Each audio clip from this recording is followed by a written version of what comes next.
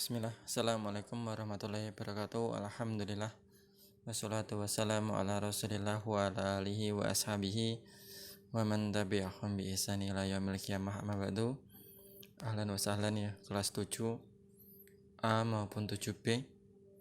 Naam, di Pondok Pesantren Jajar Islamic Center Qadarullah masyafa'al kita belum bisa dipertemukan, tapi tidak mengapa, kita masih bisa belajar meskipun hanya satu arah. Dan apabila ada yang belum datang bukunya, antum bisa melihat video ini. Dan di sini sama dengan buku yang insya Allah akan kita pelajari di semester 1 ini. Nah, ya perkenalkan, nama saya Sony Faul Syuhada. Nah, kebetulan saya mendapatkan amanah untuk mengajar tafsir dan juga fikih.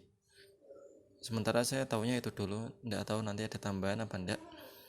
Nah, dan untuk materinya akan saya sampaikan, mungkin ada salah satu cara yang paling sering adalah menggunakan media ini, yang mana media ini sifatnya memang satu arah, tapi antum bisa bertanya kepada ana lewat nomor yang ada di deskripsi di BCWA tersebut.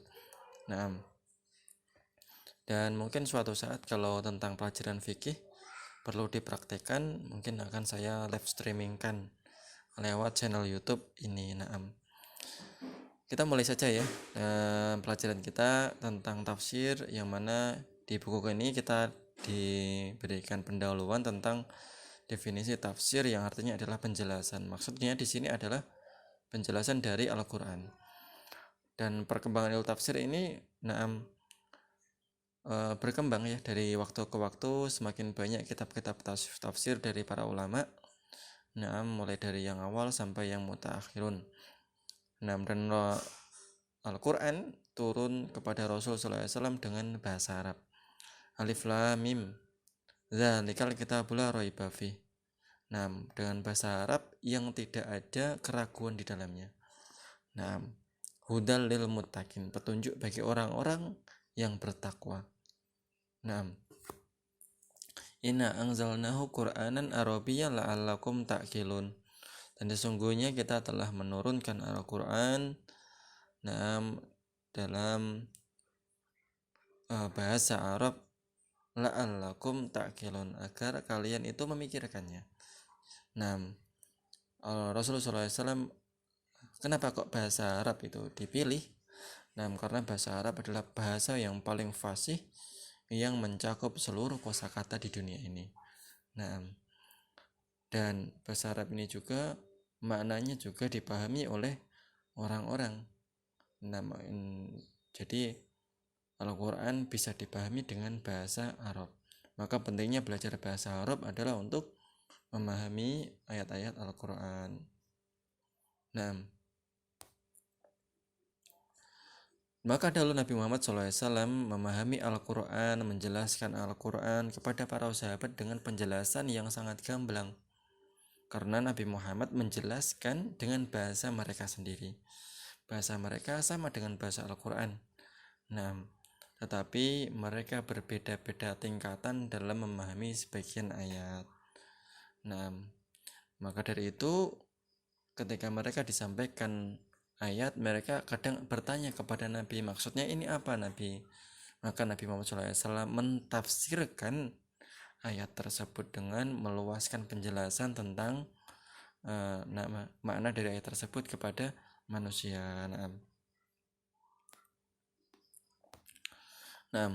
Pentingnya ilmu tafsir di sini sangat penting dilihat dari sisi bahwa ilmu ini merupakan perantara untuk memahami perkataan Allah Subhanahu wa Ta'ala. Kalau kita cuma baca artinya aja, kita sebagian dari ayat mungkin kita paham maksudnya, tapi sebagiannya lagi kita nggak paham. Kita butuh penafsiran.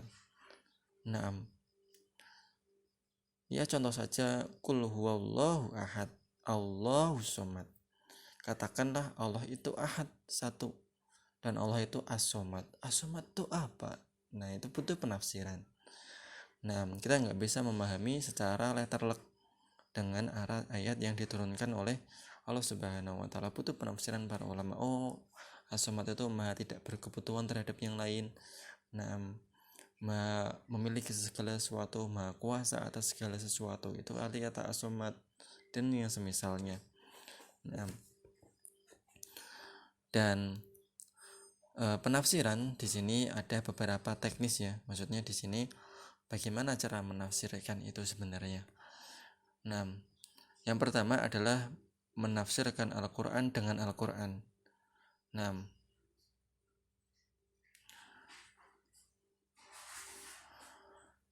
sebagaimana contoh tafsir Al-Quran dengan Al-Quran yaitu apa yang dikatakan tentang azab Nabi Lut. Allah Subhanahu wa taala mengatakan wa amtarna 'alaiha hijaratan min sijilin mandud. Wa amtarna, dan kami hujani mereka dengan batu dari tanah yang terbakar secara bertubi-tubi. Nah,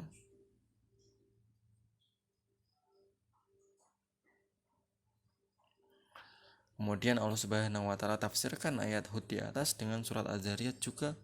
Qalu inna ursilna ila qaumin mujrimin. Kaumnya Nabi Lut itu kaum yang mujrim ternyata. Nah, dan juga linursila alaihim hijaratan min tin.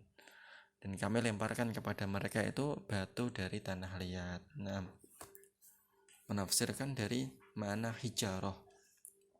Nah, kemudian ini penafsiran Al-Quran dengan Al-Quran. Contohnya lagi yang cukup jelas yang antum semuanya udah hafal adalah wailul lil musallin. Sungguh celakalah bagi orang-orang yang sholat. Nah, ini kalau dipahami sampai sini kita nggak paham kok bisa celaka orang-orang yang sholat. Maka dilanjutkan, ditafsirkan sendiri oleh Allah Subhanahu wa taala dengan ayat setelahnya. Alladzina hum an sholatihim sahun. Mereka itu adalah yang lalai terhadap sholatnya. Alladzina hum yuraun, dan mereka ini sholatnya nggak ikhlas. Mereka ini sholatnya riya. Nah, ingin dilihat oleh manusia. Nah, maka Allah Subhanahu wa taala menafsirkan ayat kecelakaan bagi orang yang sholat dengan ayat setelahnya. Dan ini adalah penafsiran yang paling utama, yaitu penafsirkan Al-Quran dengan Al-Quran. Ini yang pertama. Kemudian yang kedua,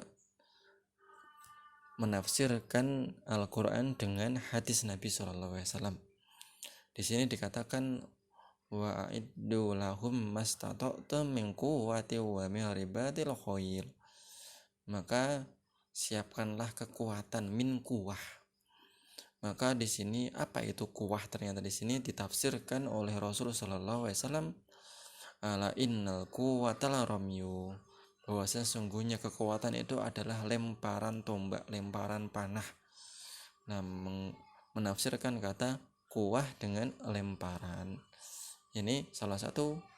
Nah, sebagaimana sholat, antum tidak akan mendapatkan sholat yang mana jumlah bilangan rakaatnya tidak ada dalam Al-Quran. Adanya cuman wa ita'iz zakat wa iqamis sholat wa ita'iz zakat wa raka'u ma'araki'in dan yang semisalnya, perintah untuk mendirikan sholat. Namun di sana tidak didapati jumlah rakaatnya, bahkan jumlah waktunya pun tidak ada. Maka Nabi SAW menjelaskan dengan hadisnya bahwasanya sholat itu 5 kali, sholat subuh itu 2 rakaat dan demikian. Nah, kemudian contoh yang lainnya ada juga penafsiran yang lainnya, yaitu seperti apa ya,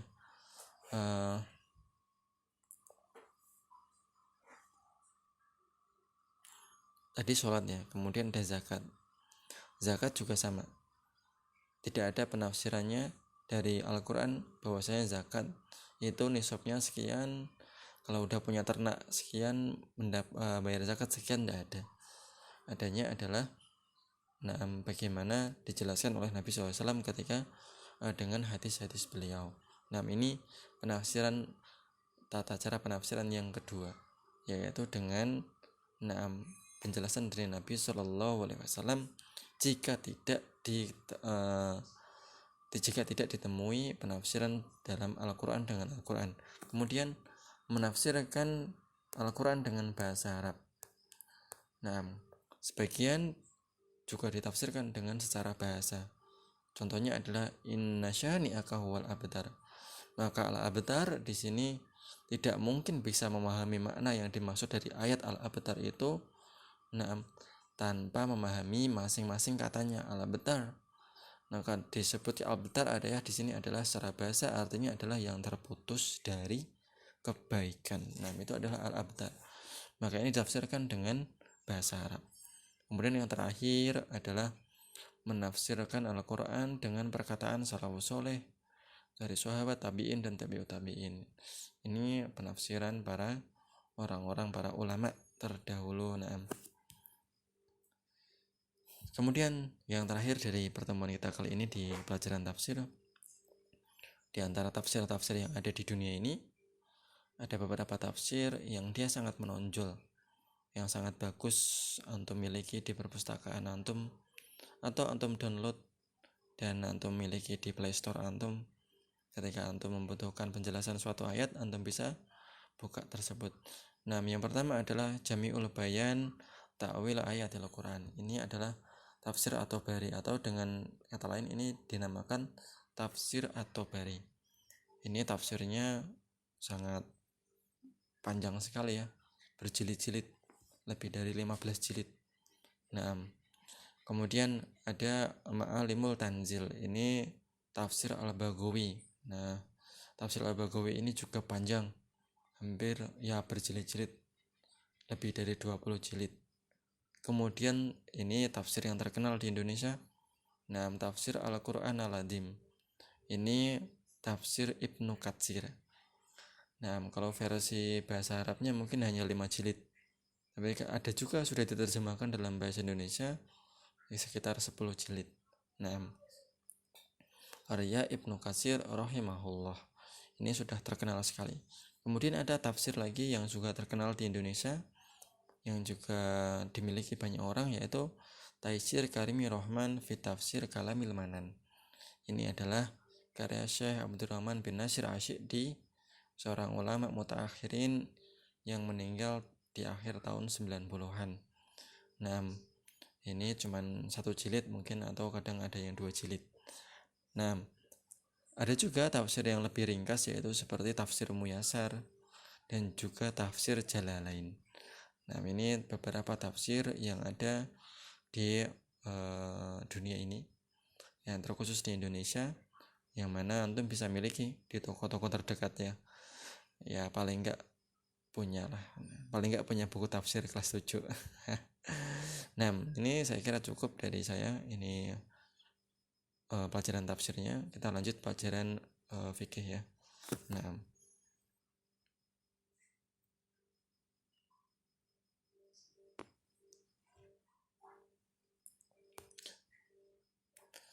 Pelajaran fikih kita hari ini adalah pelajaran yang pertama tentang toharoh. Mungkin di pelajaran fikih ini sebagian mungkin akan saya videokan live streaming di YouTube, karena ada beberapa hal yang harus dicontohkan, seperti tata cara dalam bersuci. Di sini kita akan berkenalan dengan toharoh, yaitu secara bahasa artinya menghilangkan kotoran atau membersihkan diri. Ya bersuci lah gitu. Adapun setelah istilah syar'i yaitu mengangkat hadas dan menghilangkan najis. Toharoh ini ada 2. Yang pertama ini menghilangkan bersuci dari hadas, dan yang kedua bersuci dari najis. Adapun yang bersuci dari hadas itu ada 2 juga, hadas besar dan juga hadas kecil. Hadas besar dengan mandi dan hadas kecil dengan berwudu. Kalau dua-duanya tidak ada air, maka dua-duanya boleh digantikan dengan tayamum, hadas besar maupun hadas kecil. Dan juga toharoh ini membersihkan kita dari najis, zat najisnya tersebut. Perbedaan dari hadas dan najis itu sebenarnya apa? Najis adalah zatnya, ya, najis itu adalah zatnya, bendanya. Adapun hadas itu adalah perbuatannya. Contohnya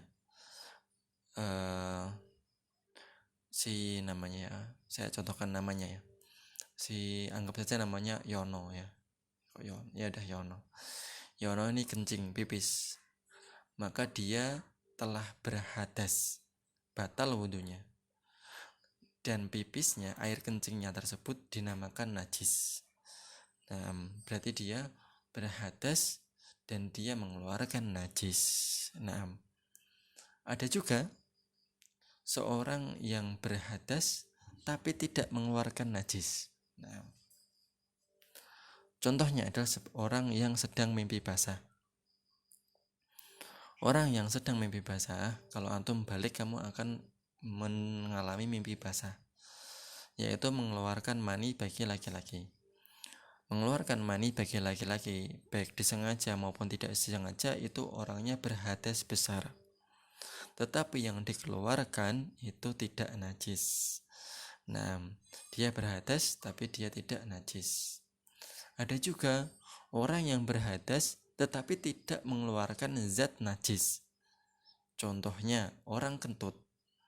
Orang kentut itu dia berhadas tapi zat najisnya tidak ada. Kentut doang, habis itu selesai. Dan kita nggak mendapati, mau di mana nih, kentutnya di mana nih, itu nggak ketemu. Nah, dia ini jelas ya. Jadi intinya adalah orang yang berhadas itu bisa jadi dia mengeluarkan najis, bisa jadi dia mengeluarkan benda yang tidak najis, bisa jadi dia cuma mengeluarkan suara aja. Ini orang yang berhadas. Nah, kemudian bab yang selanjutnya adalah air. Nah, ini bab air ini sebenarnya panjang ya. Jadi itu di pertemuan ke depan aja. Ini pertemuan awal. Insyaallah sudah cukup. Nah, aku qouli hada. Assalamualaikum warahmatullahi wabarakatuh.